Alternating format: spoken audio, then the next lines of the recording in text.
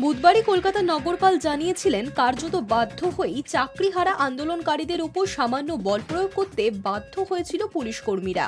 অভিযোগ, নিরস্ত্র উদ্দিধারীদের গায়ে হাত তুলেছিল আন্দোলনকারীরা। বৃহস্পতিবার সেই দাবির সপক্ষে প্রমাণ পেশ করল তৃণমূল।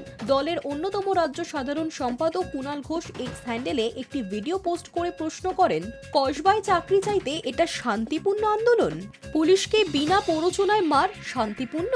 সুপ্রিম কোর্টের কলমের খোঁচায় চাকরি হারিয়েছেন প্রায় 26,000 শিক্ষক অশিক্ষক কর্মী। দিন দুয়েক আগে নেতাজি ইন্ডোরের সভায় মুখ্যমন্ত্রীর সামনে মঞ্চে দাঁড়িয়ে নিজেদের দুর্দশার কথা জানিয়েছিলেন চাকরিহারারা। মমতা বন্দ্যোপাধ্যায়ের কাছ থেকে পেয়েছেন আশ্বাস। তবে রাজ্যের প্রশাসনিক প্রধানের আশ্বাস সত্ত্বেও আন্দোলনের পথ থেকে সরছেন না চাকরিহারাদের একাংশ।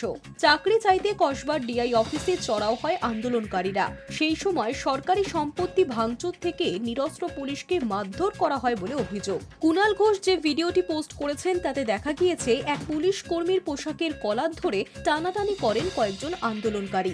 এমনকি তার গায়ে হাত তুলতেও দেখা গিয়েছে। এই ভিডিও পোস্ট করে তৃণমূলের অন্যতম রাজ্য সাধারণ সম্পাদক লিখেছেন, কসবায় চাকরি চাইতে এটা শান্তিপূর্ণ আন্দোলন? পুলিশকে বিনা প্ররোচনায় মার কি শান্তিপূর্ণ?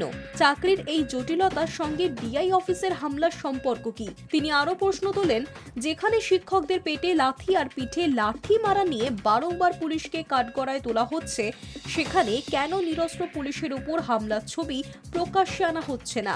গল্প ভেস্তে যাওয়ার ভয়ে?